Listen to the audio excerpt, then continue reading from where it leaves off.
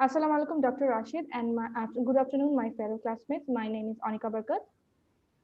And my name is Roshan Khan, metric number 195542. And my metric number is 195544. So today our topic is Malaysia and Indonesian trade relations. We will talk about this. So let's start our presentation. So the table of content is country overview, investment, trade, ASEAN, after free trade agreement, tariff, and RCEP. So country overview, we all know that Malaysia and Indonesia are very close to each other. They both are a Muslim-based country and their languages are same. So we also can tell that Indonesia and Malaysia established diplomatic relations in 1957. Founding members, ASEAN remains the cornerstone of both Malaysian and Indonesian foreign policy. Close relations have ensured and contributed significantly to the region stability, peace, and ASEAN community. During COVID-19, both foreign ministers have continued to collaborate closely. So now we can see the Malaysia's economic development journey. For the GDP contribution, agriculture is 9.22, meaning is 7.2, construction is 3.8, industry is 40.97, and services 48.84. And as per 2019, it's 7.28, 9.0, 4.4, 37.42, and 54.17. So Malaysia has successfully transformed from predominantly service-based economy in the 2019 to a more diversified economic structure. And they are the largest contributor to economy, which is from services. So Malaysia's major trading partners in 2020. So Malaysia consists of two similarly sized regions in Southeast Asia, Peninsular Malaysia and East Malaysia. The country shares its border with Brunei, Indonesia, Philippines, Singapore, Thailand, and Vietnam. Malaysia exported 234 billion export worth of goods around the world in 2020. And Malaysia shipped around 10.3% worth of goods in Europe's similar percentage went to Oceania, led by Australia and New Zealand, Africa, then Latin America. The most highest is ASEAN, which is 27.4% share, and another one is China, which is 15.7% share. So this is a prominent foreign global established operating from Malaysia for Asia. We all know about these companies: Axiata, HP, HSBC, PayPal, Huawei, GSK, DHL, etc. These are the companies which are globally famous and operates from Malaysia and in other countries. So it's a prominent Indonesian companies: Maybank, Public Bank, Tenega Nasional, Axiata, which is also Malaysian company. Indonesia invest in these companies like Maybank. Indonesia invest in Maybank and also in Public Bank. So, thank you, Anika. I will talk about investment part. So, your question can come up: why Indonesia and other ASEAN countries should invest in Malaysia? Malaysia actually local language is Malay, but most of the Malay people actually can talk in English. So investors and for other countries, it's a positive side because there is no language barrier for other country people. So this is the positive side for other countries, for Malaysia. And so first of all, I can tell Malaysia why other countries actually invest in Malaysia, because Malaysia has political and economic stability. They actually has liberal investment policies. This is the most important factor for investors. And Malaysia government actually encourage their citizens and other countries to do business to do business, and they provide, actually Malaysian government actually provide all the facilities to their citizens and other investors. And Malaysia actually has well developed infrastructure and harmonious industrial relations, excellent facilities for convention and conferences, and they actually have attractive incentive for investors, and they they have young, trainable, and educated labor force, an incredible banking system, and Malaysia actually has quality of living life, and they have IP protection, which means they have trademark protection, and they have Malaysia actually have good track record. So these all the components Malaysia actually they have. So other countries they offer actually these components, so other countries actually can invest in Malaysia for these components. Next slide. Okay. So now let's see why should investing in Indonesia. So in this graph, we can see in 2013, Indonesia position 128, and in 2017, Indonesia position is 91. So Indonesia actually offer Malaysia and other countries actually offer more opportunities and options. Malaysia and other countries day by day it's increasing, and we can see in 2017 it's 91 position. So this is a positive point for Indonesia. And second, the second aspect is more business classification are opening up to foreign investment. So Indonesia actually offer us so many options like restaurant, cafe, bar, retail, state brokers, hotels. And we can see in 2014 foreign ownership for restaurant 51%, but in 2016 we can see it's it's increasing, and it's about 100% foreign ownership. So for restaurant, cafe, bar, property, or real estate brokers, it's now 2016. From 2016 to until now, it's 100%. So Indonesia actually offers so many options for the foreign investors. Next slide. So we can say here, my left hand side, Indonesia actually, we can see in Indonesia actually biggest economy in Southeast Asia. So Indonesia actually has a regional economic. Indonesia actually also it's called a regional economic powerhouse because it has the biggest total GDP and a rapidly growing GDP per capita. So this is the most positive side because we can see here Malaysia, Thailand, and other countries, but um, Indonesia actually contribute more in GDP, and and the last point is low competition. So entering Indonesia is not as easy as in many of the more developed markets. So we can say Indonesia actually has low competition comparing to other countries.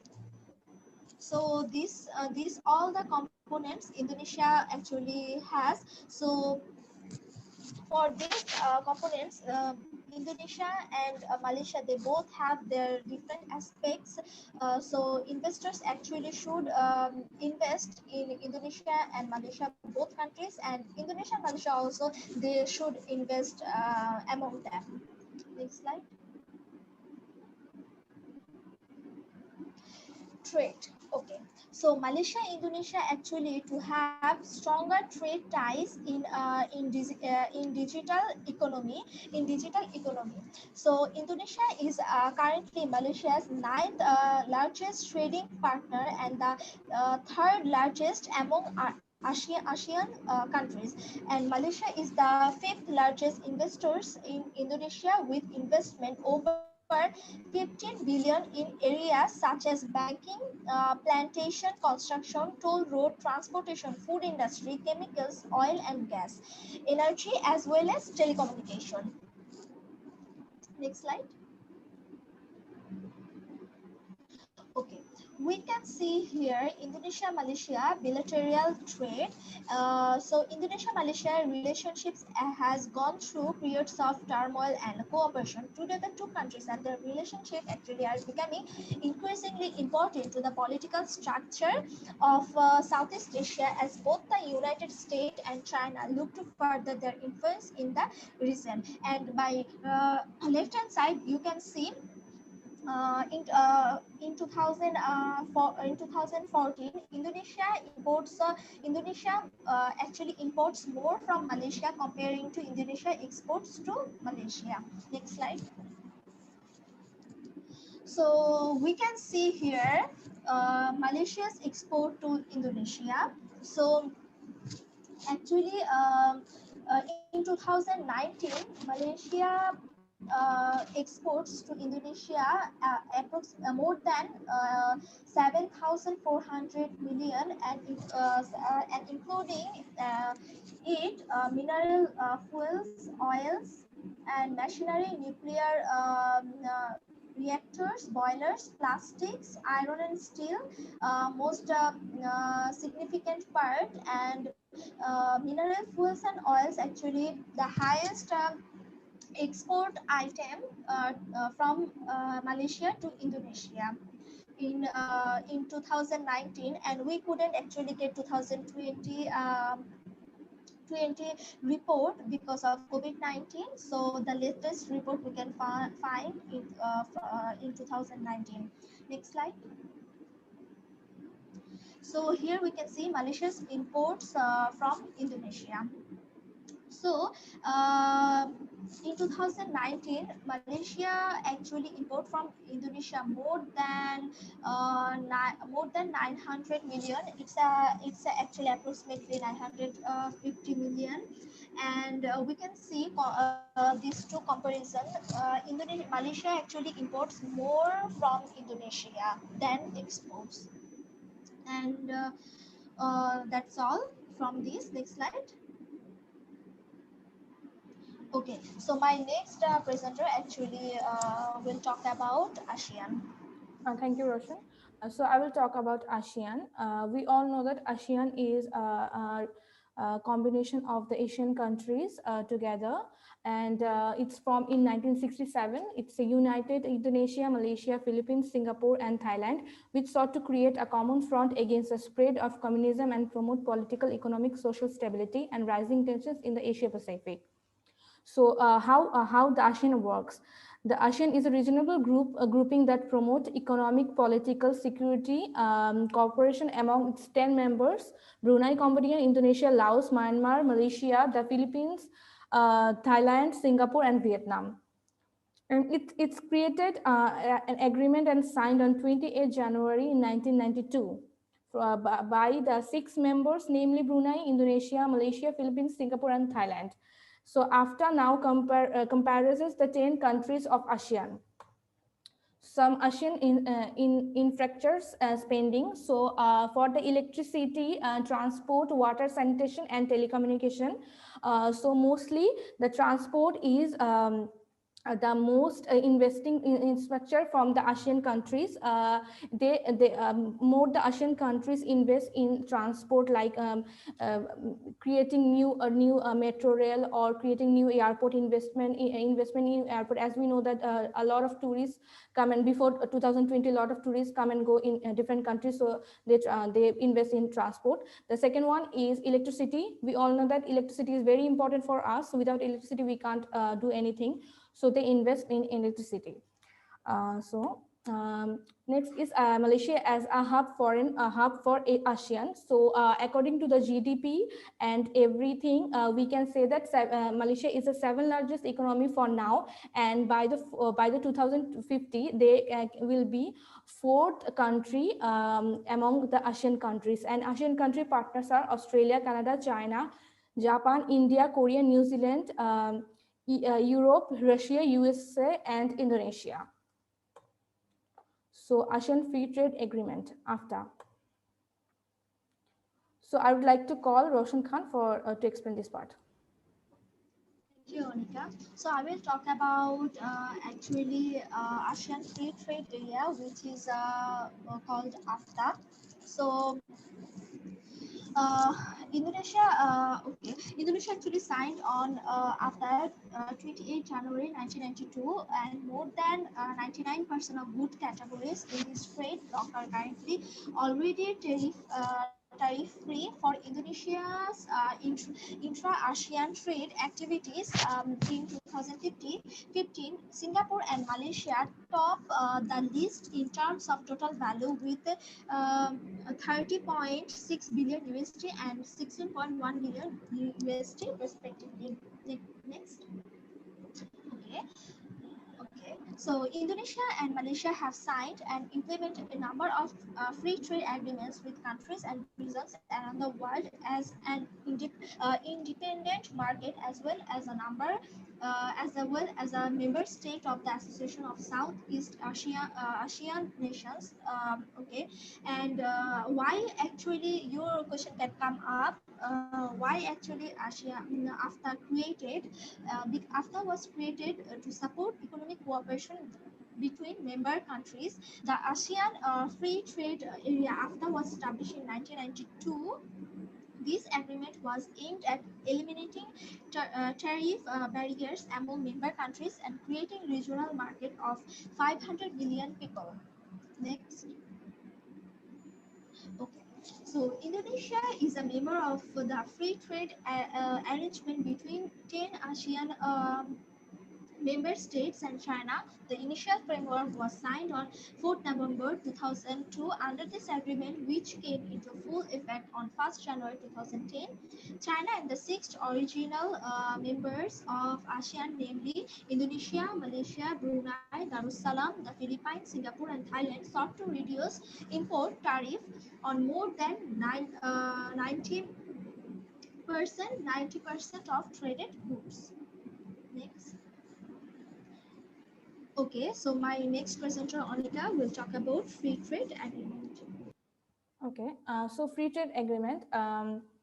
Malaysia's free trade agreement (FTAs) they have potential market of 2.7 billion population and tariff reduction and elimination mostly by 2016, and the regional oblique bilateral FTAs, which is consist of China, Japan, Korea, India, Australia, New Zealand, Chile, Turkey, and Pakistan, is constitutes of 60% of Malaysia's global trade via preferential treatment. And these FTA negotiations are going with RCEP and EU.